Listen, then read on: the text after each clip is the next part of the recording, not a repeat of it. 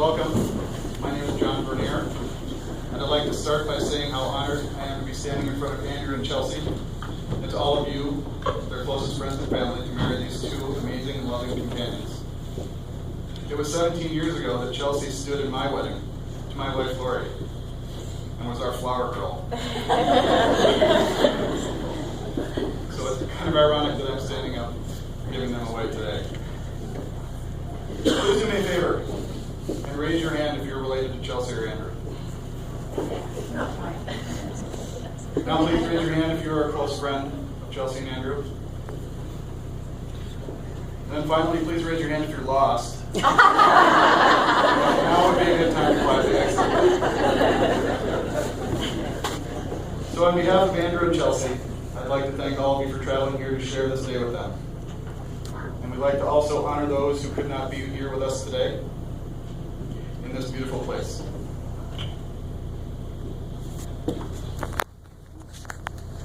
We're gathered here today because Andrew and Chelsey chose all of us to celebrate their wedding with them. We came as individual families and friends, but we'll leave here as one large community of support.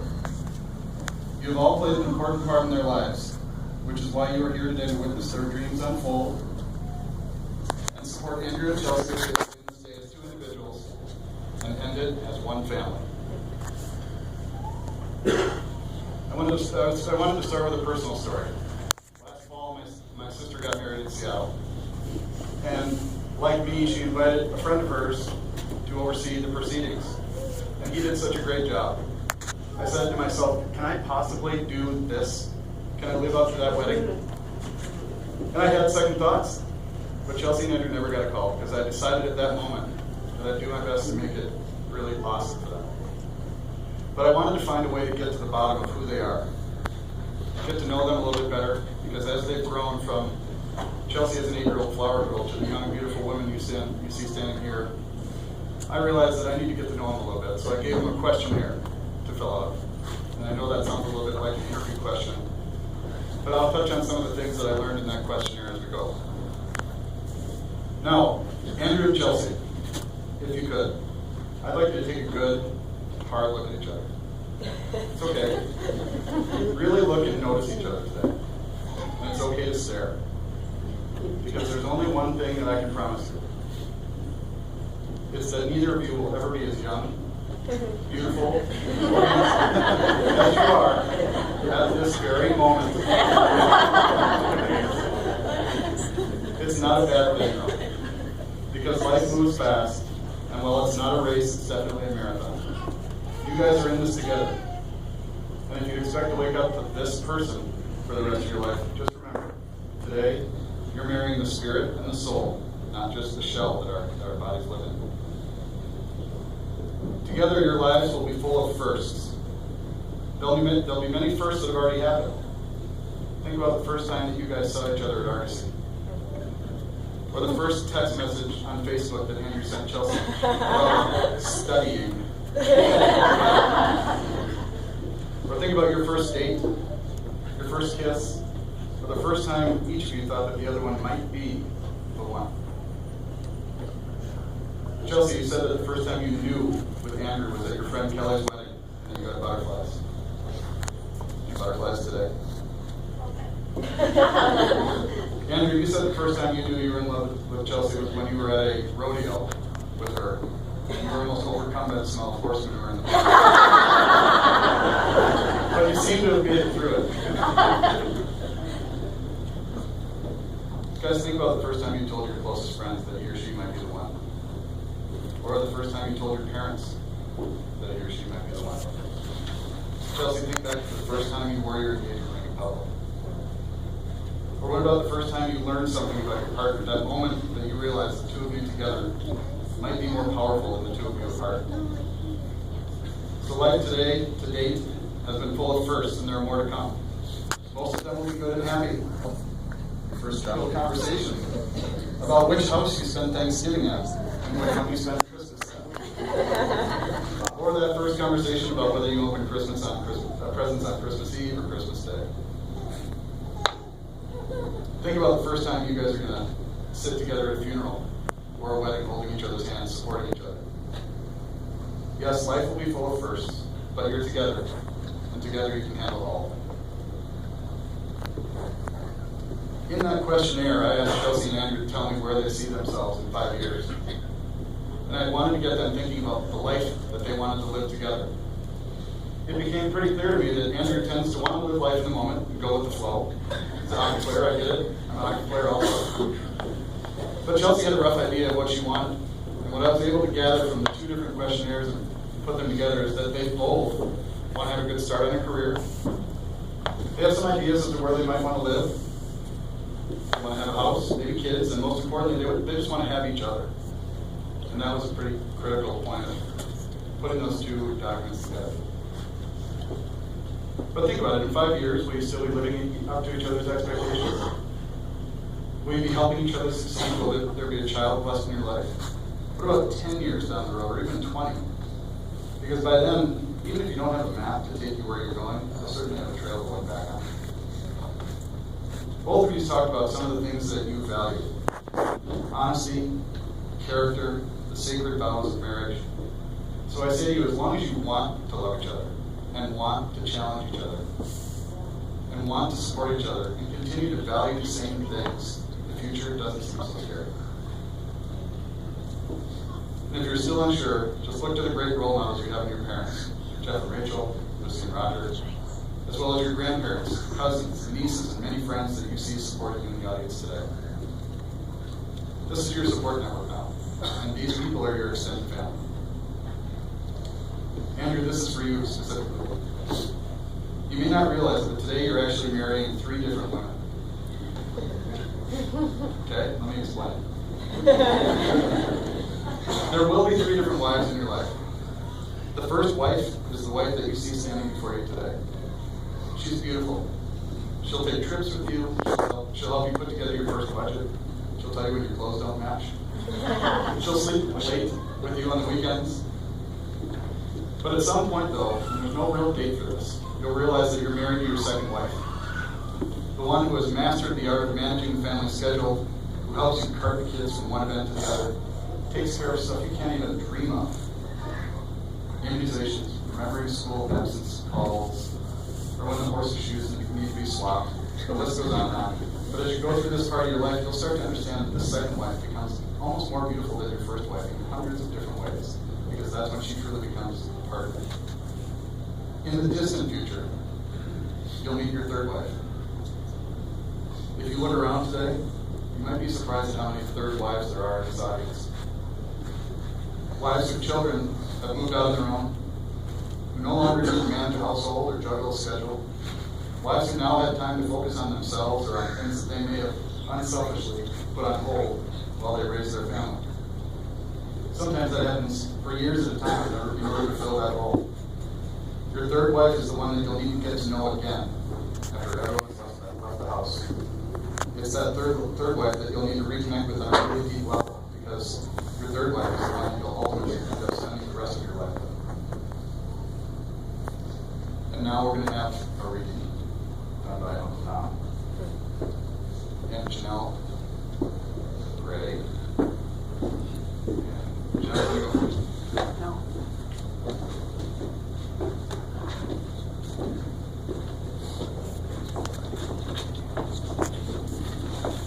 Hello. This is a reading from the book of Genesis, chapter 2, verse 4 through 9, and verses 15 through 24. These are the generations of the heavens and the earth when they were created. And the day that the Lord God made the earth and the heavens, when no plant of the field was yet in the earth, and no herb of the field had sprung up, where the Lord God had not caused it to rain upon the earth. And there was no man to till the ground, but a mist went up from the earth, and watered the whole face of the ground. Then the Lord God formed a man of dust from the ground, and breathed into his nostrils breath of life, and man became a living being. And the Lord God planted a garden in Eden, in the east, and there he put the man who he had formed. Out of the ground the Lord God made to grow every tree that was pleasant to the sight, and good for food, the tree of life, also from the midst of the garden, and the tree of knowledge, good and evil. The Lord God took the man and put him in the Garden of Eden to till it and keep it. And the Lord God commanded the man, saying, You may freely eat of every tree in the garden, but of the tree of the knowledge of good and evil you shall not eat, for in the day that you eat it, you shall die. Then the Lord God said, It is not good that a man should be alone. I will make him a helper fit for him. So out of the ground the Lord God formed every beast of the field and every bird of the air, and brought them to the man to see what he could call them. And whatever the man called every living creature, that was his name. The man gave names of all cattle, and to the birds of the air, and to every beast of the field, but for the man there was not found a helper fit for him. So God caused a deep sleep to fall upon the man, and while he slept, took one of his ribs, and closed up in its place with flesh. And the rib that the Lord God had taken from the man, he made into a woman, and brought her to the man. Then the man said, This is at last as bone of my bones and flesh of my flesh. She shall be called woman, because she was taken out of man. Therefore a man leaves his father and his mother, and cleaves to his wife, and they become one flesh. Here ends the city.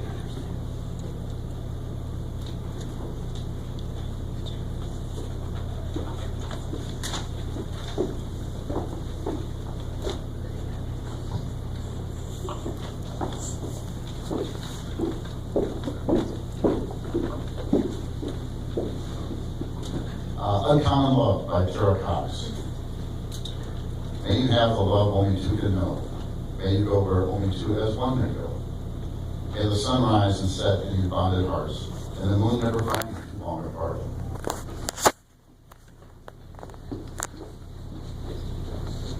Now Chelsey and Andrew will exchange their own handwritten vows.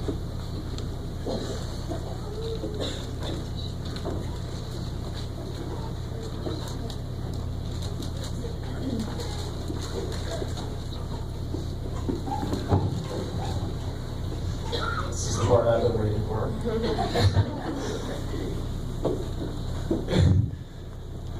Chelsey, it's hard to start. I guess I want to touch on the one thing that I love the most about you. It's not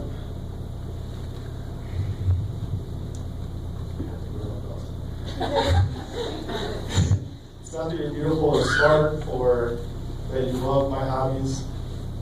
It's that I've felt spoiled since I met you. You've made me feel amazing since the first day that we started dating. And I guess I want to start with a story. Just even the first 2 weeks, you started writing me notes every day. And I would wake up to those every day. And it's amazing the feeling you get when someone cares about you that much, that soon. That definitely made me fall for you pretty quick. I never had anyone care about me that much. It was kind of breathtaking. To be at that point, I didn't really know how I could get any better than that. So that's kind of why I put a ring on it.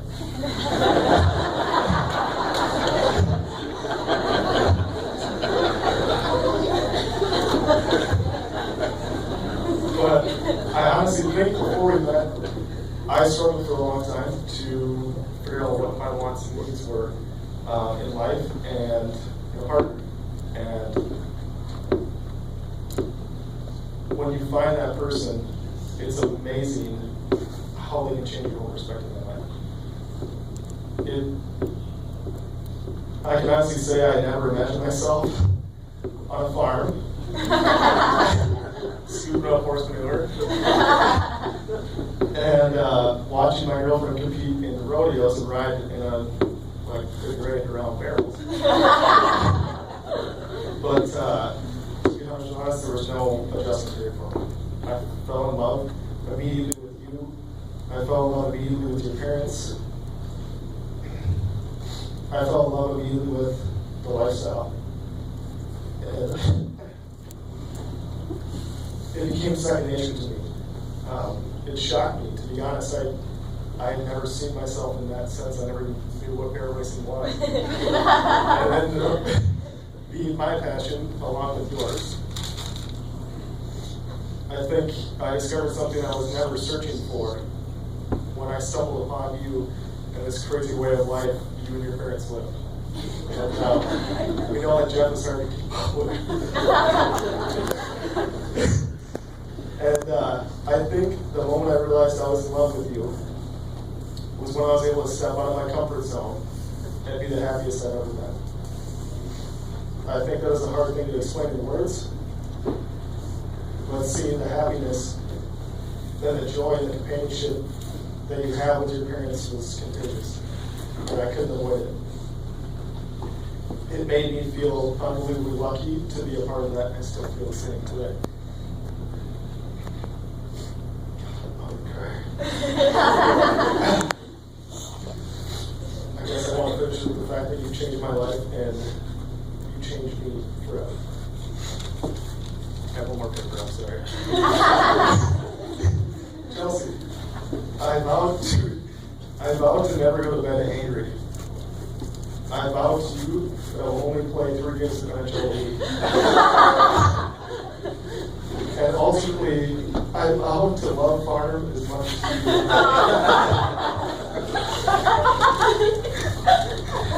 It's your turn.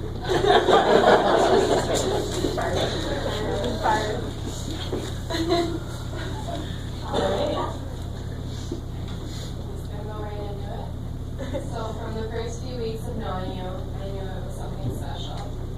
Right from the beginning, seeing how much you loved your family made me feel safe and happy to share that with you. I feel free and enamored when I'm with you. You are truly my best friend, and I am so lucky to be able to spend the rest of my life as your wife. I have found a man that not only I adore, but my friends and family do too. Standing with you here today, I am the happiest I have been. I promise to always support you, make you laugh, and I promise to always make sure you know how in love I am with you. I look forward to many more years of nights spent with records playing in the background and a bottle of Malbec Port and us dancing in the kitchen. I promise to always look at you the same way as I do in this moment. When I look at our relationship, I can't help but smile, seeing how we've had so much already, and I can't wait to continue to have a love that makes others jealous. You know how to make me smile, even when it's the last thing I want to do. You've continually shown me what love is all about and opened my black heart into infatuation. I look forward to growing old with you and forever being smitten and completely devoted to you. Beautiful. Thank you all.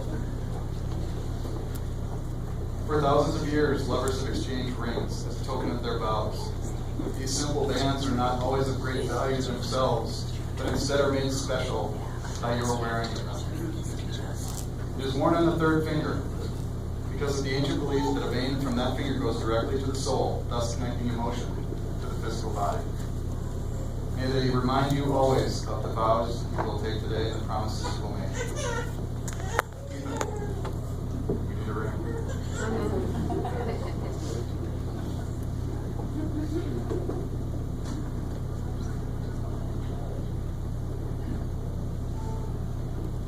Andrew, please place the ring on Chelsey's left hand. Repeat after me. I give you this ring as a symbol of my vows. I give you this ring as a Symbol of my as a vows. symbol of my vows. I will trust and honor you. I will trust and honor you. I will laugh with you and cry with you. I will laugh and I will cry with you. Through the best and the worst. The best and the worst. Through the difficult and the easy. Through the difficult and the easy. Whatever may come, I will always be there. Whatever may come, I will always be there. As I have given you my hand to hold. As I have given you my hand to hold.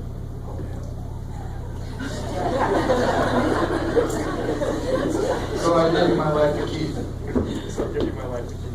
I promise to love you today, tomorrow, always. I promise to love you today, tomorrow, and always. Bailey, we need you to bring back.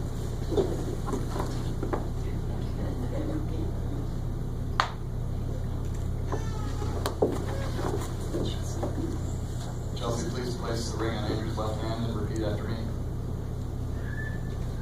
I give you this ring as a symbol of my vows. I give you this ring as a symbol of my vows. I promise to love you today, tomorrow, always. I promise to love you today, tomorrow, always. I will trust you and honor you. I will trust you and honor you. I will laugh with you and cry with you. I will laugh with you and cry with you. Through the best and the worst. Through the best and the worst. Through the difficult and the easy. Through the difficult and the easy. Whatever may come, I will always be there. Whatever may come, I will always be there. As I have given you my hand to hold, As I have given you my hand to hold, so I give you my life to keep. so I give you my life. I promise to love you today, tomorrow, always. I promise to love you today, tomorrow, and always. Andrew, do you take Chelsey to be your wife? I do. Chelsey, do you take Andrew to be your husband? Today is the beginning of a whole new life together. A life of special moments shared with love, laughter, support, and joy. May the happiness you have found together be yours throughout a lifetime of love. And one more piece of advice from a man who's been married for 17 years. Just remember to live and let live. Andrew and Chelsey, you have declared your commitment to each other before us today and expressed your love by the giving and receiving of rings. To make your relationship work will take love. This is the core of your marriage and why you are here today. It will take trust to know that in your hearts you truly want what is best for each other. It will take dedication to stay open to one another, to learn and grow together. It will take faith to go forward together without knowing exactly what the future might hold. And it will take commitment to hold true to the journey you have both pledged to take today.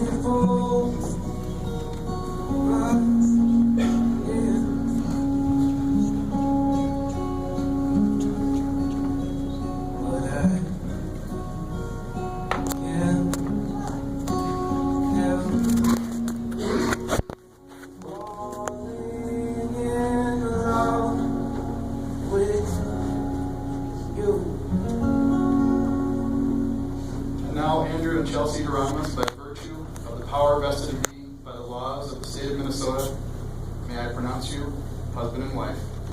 Andrew, you may kiss the bride.